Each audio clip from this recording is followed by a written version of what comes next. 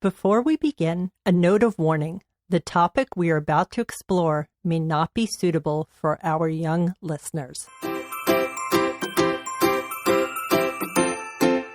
Hello, and welcome to Let My People Eat, a podcast that provides satisfying talk about kosher nutrition. Here we clear through the clutter of nutrition speak, arm you with the clarity and confidence to eat, feel, and be your healthiest every day. I am Jill Scharfman, a board-certified holistic nutritionist living in Los Angeles. And I'm Dr. Andrea Moskowitz, a neuroscientist and psychiatrist in Los Angeles. I use my training and experience to integrate positive lifestyle changes into my patients' lives. Hey, Andrea. Hi, Jill. How's it going? It's going well. So I have a confession to make. Oh? Here we go. My name is Jill Scharfman, and I am addicted to playing Candy Crush on my phone. So I am close to level 900. Wow. That's impressive. But I have to say, though, that in the app, I don't spend money. That's good. Like, I really don't buy anything extra. And I think that I really use it to relieve stress. Now, when you say you're addicted, does that mean that you don't do things you're supposed to do because you're playing the app? Sometimes. Okay, that's good. I do restrict it to once a day. Right. But I do feel like it definitely is something that just takes me away. And luckily, they cut you off when you use up 5 lives. Right. Oh, and how did you make it over the Chagim? Oh, with so many Candy Crush list days. Didn't really affect me, but I did enjoy getting back. And of course, they send you a little note. Hey, we missed you. But I bring this up because we got an anonymous email that I want to read. And I think this is, even though we mostly deal with nutrition, I think this is something important because it does affect health. So here it is. Hi, Jill and Andrea. I know this podcast mainly focuses on nutrition, but maybe you can talk about how to maintain a healthy relationship with technology. I've been addicted to my phone for a while now, but it's gotten to the point that I sometimes sneak a few minutes to check it on Shabbos. Endless scrolling on social media has gotten to be too much, and I don't know what to do. I get anxious without my phone in my hand, and I have this constant fear of missing out if I'm not checking people's socials. How do I take back control? Okay, so this is quite common these days. Right. And luckily, our guest today is here to talk about it, and she's actually here to give us some solutions, some ideas, how to help, how to deal with it. Right. And we'll talk about addiction, and is this really addiction? So our guest today is... Or when does it cross over into addiction? Right. So our guest today is Adina Sash, a.k.a. Flatbush Girl. She wears many hats. She is a comedian, an influencer, political activist, mother, and business owner. She has over 45,000 followers on Instagram and uses her platform to bridge the gap between all sects of Judaism, as well as other cultures and religions. But most importantly, as a feminist, she creates conversation around the roles of Orthodox Jewish women in the modern world. Hey, Adina. Hi, Adina. Hey, Jill and Andrea. How are you? We are doing well. We're talking about a pretty serious topic for us. Yeah. And, I guess it affects everybody. But especially in our community, there are certain things that make it a little bit different. So would you agree? Yeah, I definitely agree with that. Shabbos, the Chagim, definitely. Right. And also because, we have our world and then there's the secular world. So, there is crossover, obviously, but we are a somewhat sheltered community. Right. Yeah. So I guess we should talk about a little bit, maybe, Andrea, is this an addiction? Is it considered a mental disorder? So that's a very good question, and I don't have a very good answer for it. According to the International Classification of Diseases, the ICD, it is. But according to what the American Psychiatric Association, it's like not yet. Mm-hmm. I did look up some literature on studies of it. The problem becomes there isn't right now a crystal clear definition that a lot of people have agreed upon. Although I should say most of these definitions are often reached by consensus, and then they're researched. I think there are some definitions coming from definitions of other addiction disorders, and they use those, and there's research going on looking at it. I know that was a non-answer, but I would say, based on, I think some people just use it too much. but they're not necessarily addicted. And some people are addicted. Right. And this gets back to what we were bantering about at the beginning, which is some people literally cannot stop themselves, even when it gets in the way of other things they should be doing. Starting to have it encroach where they're breaking laws on Shabbat or on Chagim.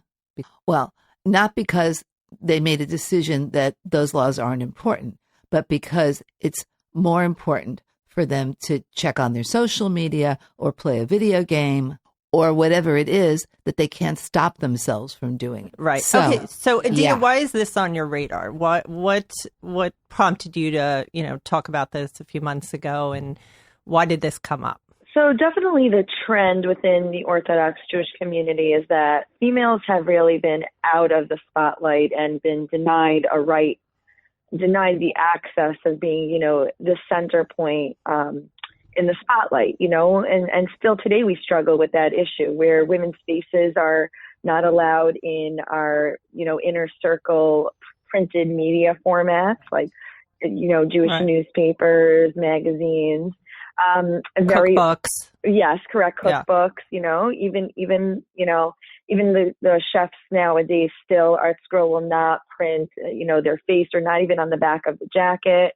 As well as the concept of modesty is so ingrained within the female Orthodox psyche that almost, let's say, running your own business and being the face of the business is not considered becoming of a true modest Orthodox female. And it's best to sometimes, stay hidden, have other faces of your company, maybe your husband or a male within the company can be the face of the company. And now there's this complete shift where women are taking to social media to document their journey as entrepreneurs, as girl bosses, to connect with other fellow females, to show and empower other women that they can do it too, even if they're also mothers. Whatever it is that they can claim what they want for themselves, and not misunderstand that modesty has nothing to do with, being in the spotlight or not in the spotlight or, not in the center. And so this topic really, really, is important right now, particularly for this day and age, because especially women are using technology to cope with the standards that are within the community, and they're entering that sphere and they're using it to make money, to generate more followers. And what's happening is they're getting stuck. The tool that's allowing them to branch out is also the tool that's getting them to be addicted. And so it's very relevant right now, at least for me, also to me personally, because I use social media as an influencer to connect with clients and to connect with my audience. And then even when I'm not posting or using it in a productive form, it can be very detrimental when you find yourself using it all the time. Constantly. Right. Right. Okay. So that's the overall umbrella. So let's talk about online addiction can lead to anxiety, depression, stress, the inability to interact with the real world. It could have a negative impact on your self-esteem, which I'm sure all of us know from, going through social media.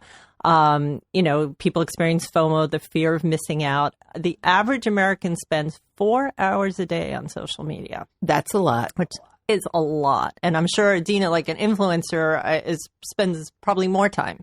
Right. And I think even if one just uses Instagram to show the catalog of services or products that one carries in their business, I think 4 hours is actually a very modest, no pun intended, right. modest guesstimate. I mean, I'm sure there's, right. I'm sure that's on the lower end these days. Right. So here are the behaviors that could show that you're spending too much time online. You think about certain sites even when you're not online and can't wait to get back online. You get a high feeling when you do log on. You tell yourself you're going to limit screen time. You're not going to pick up your phone, but you don't follow through on that. You feel restless, moody, depressed when you can't get online, which could be something that happens on Shabbos or the Chagim. You lose track of time, sometimes hours when you're online. I know that happens to me on Instagram. Sometimes I'll sit down to check stories and like it'll be a half an hour later. I'm like, what was I doing there? Where'd the time go? You risk your friendships, your grades, family hangouts, just because you just spend time on your phone or your computer.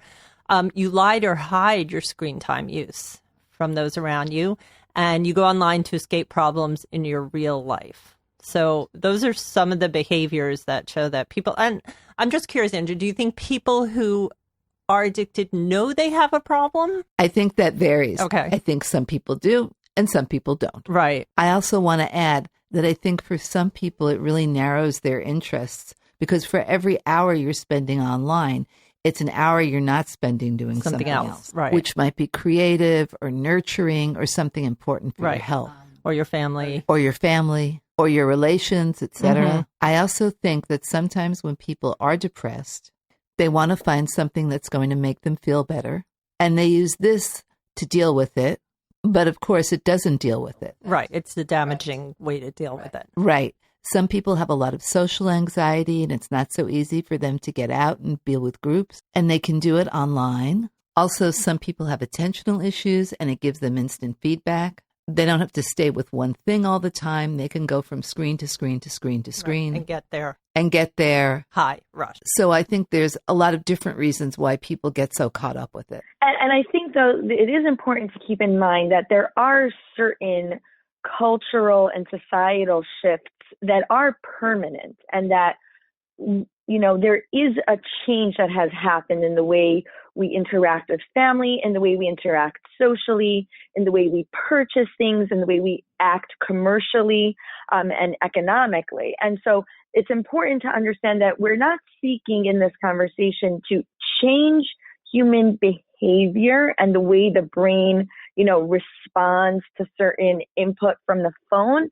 It's important that it's important to speak about coping mechanisms so that at the very least we can limit the behavior, because it's sort of a futile attempt to change the way to change the narrative. It's been changed. Right. So I want Andrea just to talk a little bit about the dopamine rush, that like you brought up the physical aspect of it, which is really hard to change. So I just want to understand what that is and why that's hard to change. That's a good point.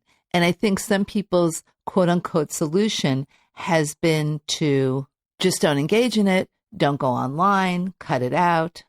And as you rightfully point out, that's become almost impossible. So at this point, it's not quite, but it's almost like telling someone who has a problem with blood sugar control or weight control, simple, just stop eating. Right. Exactly.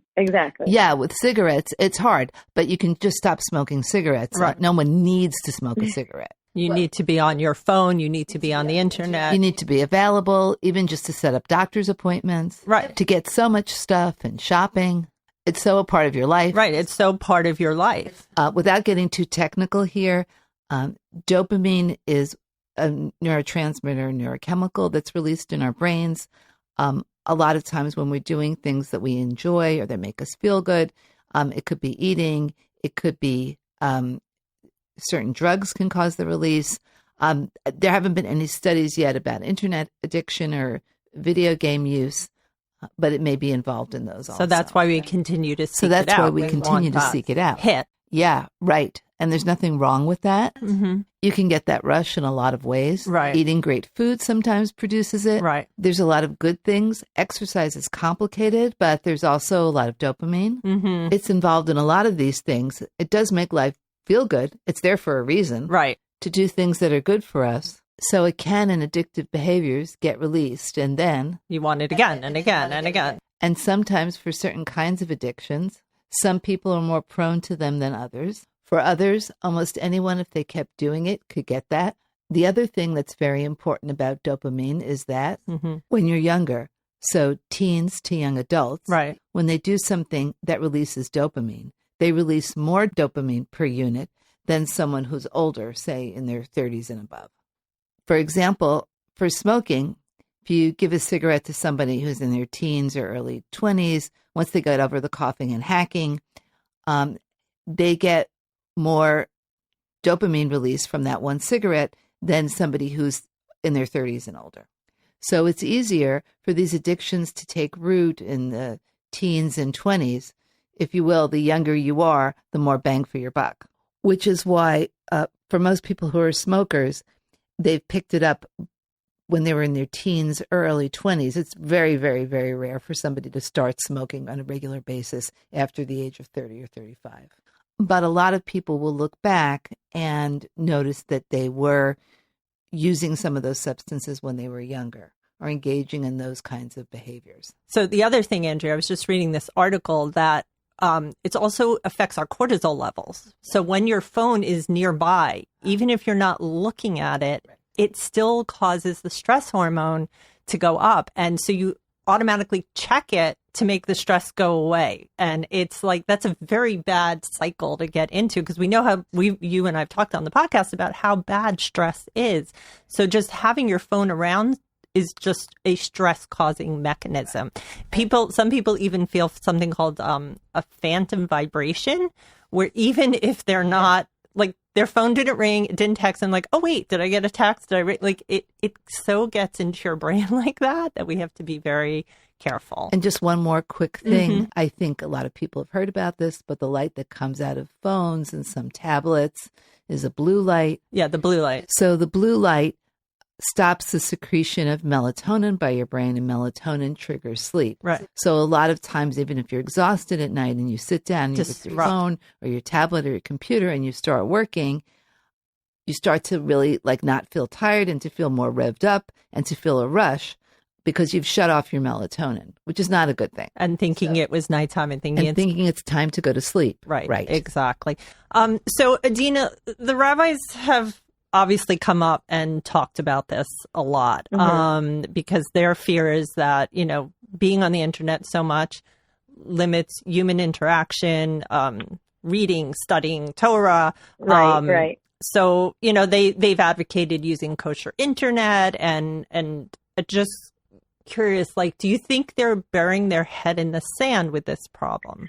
Yeah, because I think it's not really about what kind of content you can access. You will discover any way to feed that dopamine, search, or whether you have a filtered phone or not. Messaging, text messaging someone repeatedly, where you're having a very intense text messaging conversation, back and forth for 2 hours, which is very common and totally the norm, is just as detrimental to your health as it is scrolling through Instagram or scrolling through your Facebook feed. And I think in general, there isn't enough health awareness regarding digital health, tech health, as we're speaking about today. And I just find it fascinating that, the rabbis are very much into, trying to curb access to your phone, to prevent, let's say, watching pornography and prevent certain illicit behaviors that they categorize that way, but at the same time, there isn't really a set of guidelines talking about protecting your health, Vishamarta Mesnafshosechem, to protect your physical body. And tech health is such an important topic. And that's why when people ask me, people reach out to me all the time and they say, I heard you mention, when you've spoken to the audience, how you disconnect and unplug from your phone. And I always say, it's the same thing like being addicted to alcohol. You don't walk down the block of a bar when you're in recovery. You have a sponsor. You don't have any alcohol in the house. You don't go to parties where you think there'll be alcohol. If you think you're in a state of mind where you might, you might reach for it. And the same applies to your phone. There are many apps and technologies that are available to you if you choose, where you can actually have your phone turn into a dumb phone. Go from a smartphone to a dumb phone, where the only thing that works is your phone, as in calling, as in like you need to make an emergency phone call. And everything else gets deactivated. And there are ways to set up a system in place where you can't override it, where the only way it can be overridden is if your sponsor can, digitally logs in or like remotely logs in, or someone you live with puts in a password. And I think it's important to recognize that we are all on the cusp of a full-blown addiction, whether we have it now or not yet. And there needs to be, and our children as well, and our partners, and there needs to be preventative measures in place so that we can prevent an addiction from coming. Right. Great. So I also want to mention to our listeners that Adina has been kind enough. She put together a PDF that is going to list some of these apps and exactly how to put them on the phones, your children's phones. And that will be available if you go on to letmypeopleeat.com and you subscribe to the email newsletter. We will send that to you. We do not share your information with anyone, but we will be happy to send that out to you. So you bring up something very interesting, because in the modern Orthodox world, the schools do talk about internet safety and they talk about cyberbullying. So they let the students, the parents know that if the kids see inappropriate material, how did they respond to that? Or they talk about the safety about sexual predators, excessive use, internet fraud. Like, they actually talk about this and bring it out in the open. They try and educate, the parent body and the students to, these things are happening. Your kids are on the computer. They have phones. Like, how do you deal with it? And I feel like maybe the communities to the right, like you said, are really not addressing this and pretending it's not happening, and it is happening. Right. There's much more of a focus on the spiritual aspect and potential of violating like Torah prohibitions, much more than it is on like the concept of mental health, emotional health, and being present in one's life for their children or for themselves or for whatever they decide to prioritize. Right. I wanted to bring something up with that. Also, that based on some studies done in younger children, the American Academy of Pediatrics recommends that for children 2 to 5 years old, they have no more than 60 minutes of screen time per day. Personally, I think that's a little much at that age. But when kids went over that, they found their development was slower, their cognitive functioning was less, and they had more behavioral problems at home and at school.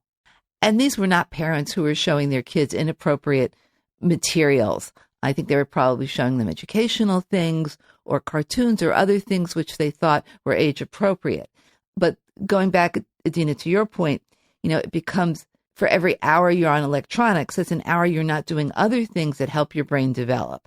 Whether it's outside, playing, fantasy play, doing artwork, doing puzzles, all kinds of things that kids should be doing to really completely develop their minds instead of just using electronics as the fallback. So it doesn't just become the go-to. The default. The default for everything is the electronics. Right. It makes me crazy when I go into a restaurant. Oh, gosh. And the family's sitting there and the kids are sitting there with the iPad or the parent's phone, and, the parents are having a conversation and the kids are just in their own little world. I mean, we used to get crayons and a placemat, and that had to occupy us for, the time that we were there. And I feel, people are missing out. The kids are not having conversations. They're not learning how to sit at a table. They're just kind of like, here, just play this game on the iPad, while we're here. I mean, texting back and forth, that is a kind of conversation, but you lose out on all the social nuance of voice tone, volume of speech, right, facial expression. Right. No, I know. I see it now. Like, my daughter is dating and she's in shidduchim, and it's like when the guy just texts and doesn't like make a phone call to set up the date, or I'm like, come on, dude. Like, come on. Pick up the phone, have a conversation. It's easier not to. And right away, that kind of like tells me something about the guy, how he was brought up. Like, you pick up a phone, you set the date, you call them. It's not just through texting at this point. Right, I don't know, agree or disagree. But this is sort of what I was... A new reality. this is sort of what I was Yeah. addressing earlier. There, to a certain degree, there are cultural, societal, generational changes in the way we communicate, and it is accepted sort of to be somewhat normal within that age demographic to communicate that way. And setting up a date over text message or over a Snapchat is not necessarily such a foreign concept to that generation, and it's not going to change. So, I mean, it may change if someone feels that it's a problem, but that generation doesn't even quantify it as problematic. And so, you know, whether we can tell them from here till tomorrow, like, oh, it's so much better to hear the inflections in your potential date mate's voice, but they don't value it. And so I think it's important to, at the very least, curb the amount of hours where digital access is available, and then people will just have to navigate around the fact that their phone, like if their texting doesn't work, they are forced to make a phone call.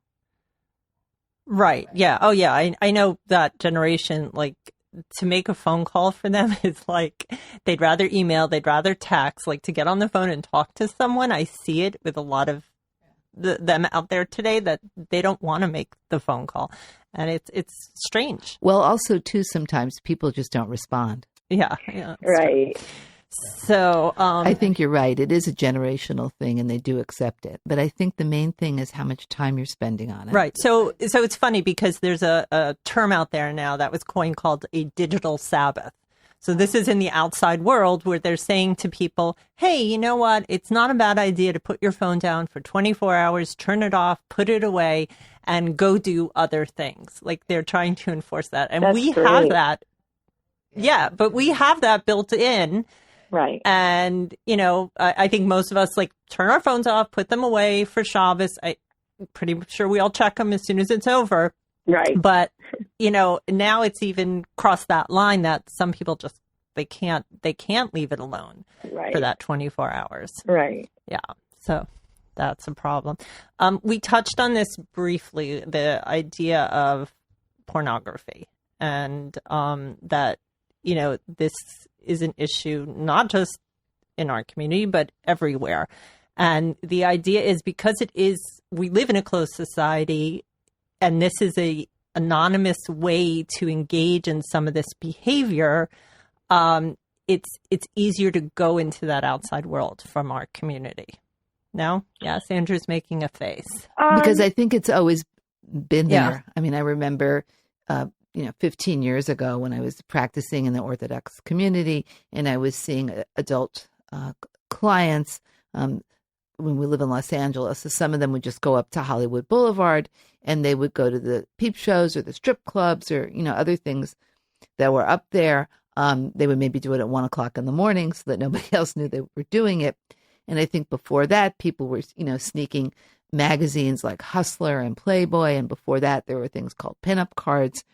So I think this has been going on for a very long time. So you're saying this is the world's oldest profession? Yeah. Well, maybe one of the world's oldest addictions. Yeah. And I think the internet makes it a little bit easier. Yeah. But I don't know if there's any data that it makes it more.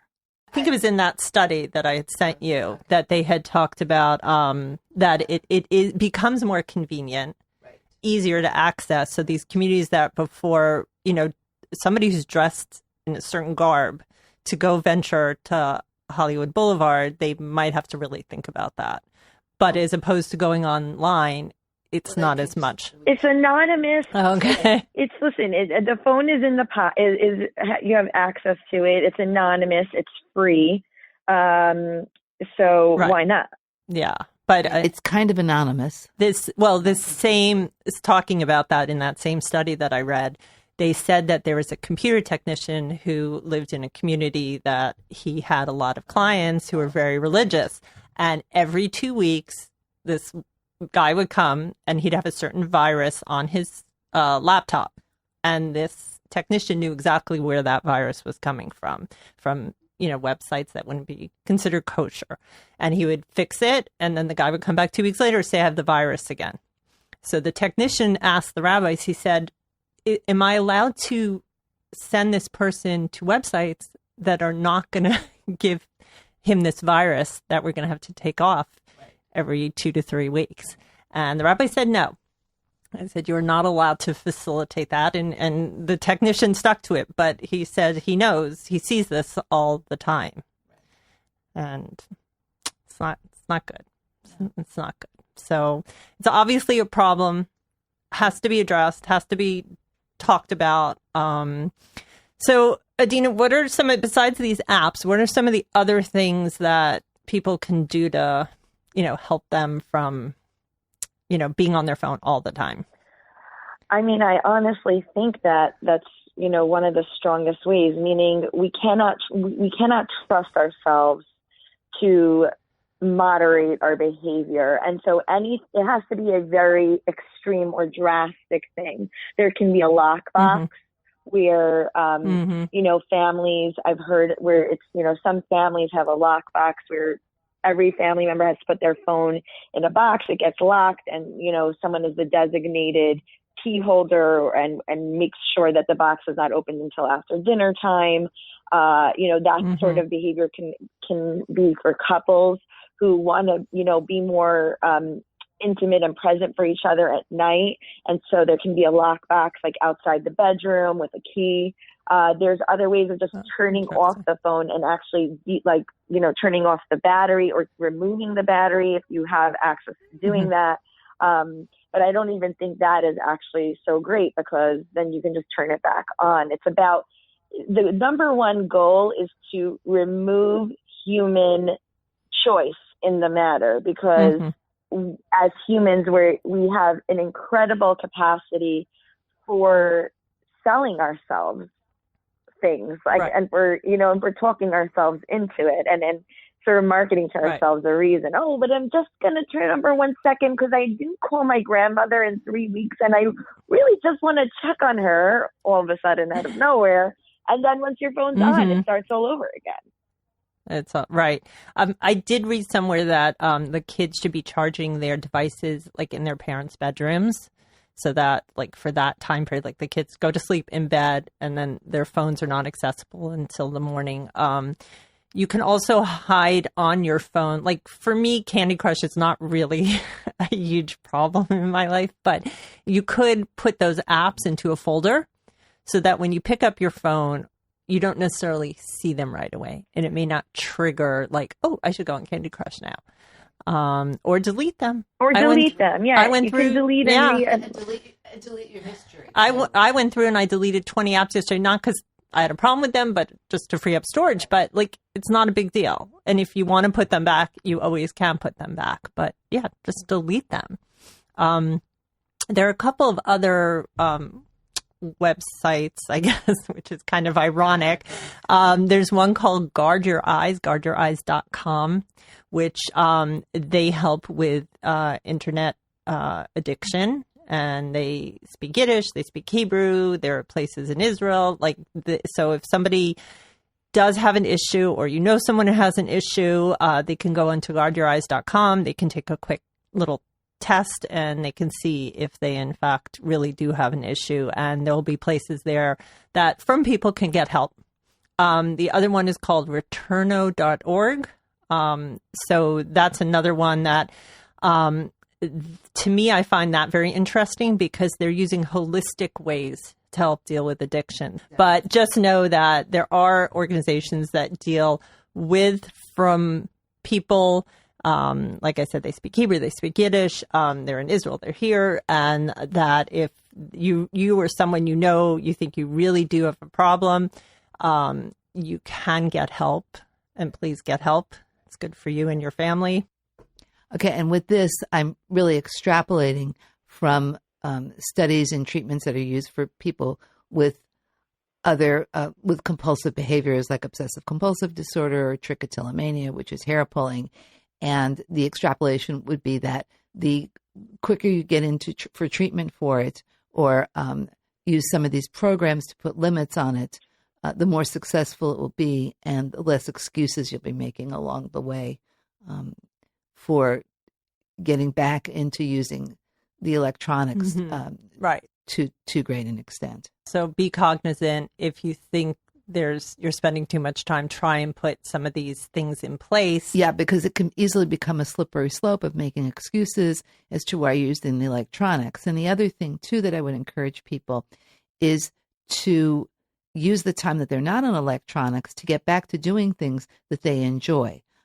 A lot of people will realize after they've been using electronics a lot for, a year or 2 years, whatever, that things that they really like to do have fallen off the radar and they're not doing them anymore.